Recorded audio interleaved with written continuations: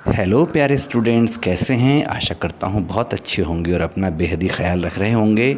आज इस बहुत छोटे से वीडियो में क्लास 11th की बुक हॉर्नबिल के lesson number 1 the portrait of a lady को हम वर्ड बाय वर्ड हिंदी में एक्सप्लेन करेंगे। अच्छा लगे तो लाइक करें, दोस्तों को शेयर ज़रूर करें और सब्सक्राइब करें। इंग्लिश बाय एस गोस्वामी, आपका फेवरेट चैनल। राइटर हैं इस लेसन के मिस्टर खुशवंत सिंह। तो साथियों, लेसन है राइटर का उनकी दादी माँ के बारे में। वो कहते हैं माई ग्रैंड मदर, मेरी दादी माँ, लाइक एवरीबडीज़ ग्रैंड मदर, जैसे सबकी दादी माँ होती हैं, वाज एन ओल्ड वुमन, एक बूढ़ी सी औरत थी। शी हैड बीन ओल्ड, बहुत बूढ़ी रही थी। रिंकल्ड, झुर्रियों से भरी हुई, फॉर द 20 ईयर्स, पिछले 20 सालों से। दैट आई हैड नोन हर, जब से मैं उन्हें जानता हूँ। पीपल सेड, लोगों का ऐसा कहना था, that she had once been young and pretty, कि किसी ज़माने में वो जवान भी थीं और बहुत ही हसीन भी थीं। And had even had a husband, और तो और दोस्तों, उनका एक हस्बैंड भी था। मेरे दादाजी के बारे में बात हो रही है। But that was hard to believe, लेकिन राइटर के लिए इस बात पर विश्वास करना बहुत ही मुश्किल था। My grandfather's portrait hung above the mantelpiece in the drawing room. मेरे दादाजी का पोर्ट्रेट जो उनका ड्राइंग रूम था उस पर एक मेंटल पीस में लटका हुआ था। ही बोर अ बिग टर्बन, एक बड़ी सी पगड़ी पहने थे। एंड लूज फिटिंग क्लॉथ्स, और ढीले ढाले कपड़े पहने थे। हिज लॉन्ग, उनके लंबे वाइट बियर्ड, सफ़ेद दाढ़ी, covered the best part of A chest, उनके चेस्ट का, उनके सीने के बड़े भाग को ढका हुआ था, यानी कि उनके सीने से नीचे तक उनकी बड़ी दाढ़ी थी। And he looked at least 100 years old, और साथियों वो देखने में कम से कम 100 साल के तो थे। He did not look the sort of person, वो देखने से इस सॉर्ट माने प्रकार के, पर्सन माने व्यक्ति नहीं लग रहे थे। Who would have a wife, जिनकी कोई बीवी या पत्नी भी हो सकती है। इतने बूढ़े आदमी से भला कौन शादी करेगा भाई। और चिल्ड्रन, और बच्चे भी हो सकते हैं। He looked as if he could only have lots and lots of grandchildren, उनको देख के सिर्फ इतना ही लगता था राइटर को कि इनके बच्चे तो नहीं लेकिन पोते पोतियाँ ज़रूर होंगे। As for my grand mother being young and pretty, जहाँ तक मेरी दादी माँ के बारे में बात है कि वो बहुत ही खूबसूरत और हसीन रही होंगी, the thought was almost revolting, इस विचार पर मुझे बड़ा अजीब सा लगता था कि ये बात भी सच हो सकती है भला। ठीक है। She often told us of the games, वो अक्सर खेलों के बारे में बताया करती थीं। She used to play as a child, जो उन्होंने अपने बचपन में खेले थे।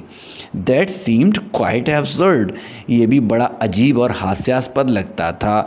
And undignified on her part, और ये भी लगता था कि ये उनके लिए वैसे तो असम्मानित है कहना, लेकिन फिर भी we treated it like the fables of the prophets she used to tell us, लेकिन जैसे उनकी और कथाएं थीं, वेदों की, शास्त्रों की पुरानी महान कथाएं, ऐसे ही ललित कथाओं में हम उनके बचपन की बातें और जवानी की कहानियों को भी ऐसे ही सुन लेते थे कि चलो भाई वो भी सच्ची होंगी तो आप कह रहे हैं तो ये भी सच्चा होगा। दोस्तों कैसा लगा? अच्छा लगा तो लाइक करें, शेयर करें, सब्सक्राइब करें। Lots of love, bye, take care. My grandmother always went to school with me, मेरी दादी माँ, राइटर बता रहा है, हमेशा स्कूल जाती थीं उनके साथ। बिकॉज, क्योंकि the school was attached to the temple, कि विद्यालय के पास में एक मंदिर था, उसी से वो अटैच था, तो इसलिए दादी माँ का मंदिर जाना भी हो जाता था। The priest taught us the alphabet and the morning prayer, जहाँ के जो पुजारी थे, पंडित जी थे, वो हमें अल्फ़ाबेट, वर्णमाला सिखाते थे, शब्द सिखाते थे, अक्षर सिखाते थे, और सुबह की प्रेयर या प्रार्थना भी कराते थे, जैसा कि आपके स्कूलों में होती होगी। While the children sat in rows, जब बच्चे पंक्तियों में बैठ जाते थे, on either side of the veranda, बरांडे के दोनों ओर, सिंगिंग द अल्फ़ाबेट, अक्षरों को गाते हुए, और the prayer in a chorus, या एक साथ प्रार्थना करते हुए। My grandmother sat inside, मेरी दादी माँ अंदर बैठ जाती थीं, रीडिंग द स्क्रिप्चर्स, और वो साथ में अपने वो चीज़ें पढ़ती थी जो वेदों और पुराणों की टाइप की कुछ किताब हुआ करती थी, वो पढ़ लिया करती थी आकर। ठीक है। उसके बाद एक बहुत ही इंटरेस्टिंग चीज़ भी हमारे यहाँ हुआ करती थी। When we had both finished, कि जैसे ही हम दोनों पढ़ाई ख़त्म करते थे, we would walk back together, हम साथ साथ आते थे।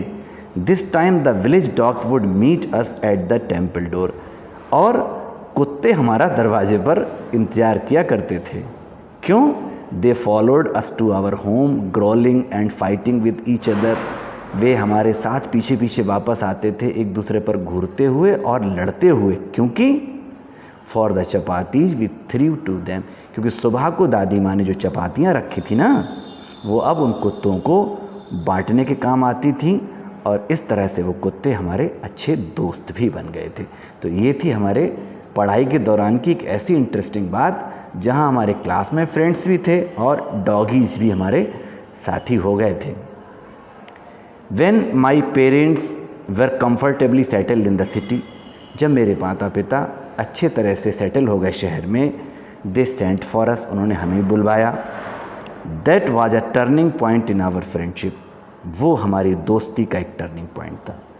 Although we shared the same room, हालांकि अब हम एक ही कमरे में थे, my grandmother no longer came to school with me, अब मेरी दादी माँ मेरे साथ स्कूल नहीं आती थी, क्योंकि ना तो वहाँ मंदिर था और ना हम पैदल जाते थे।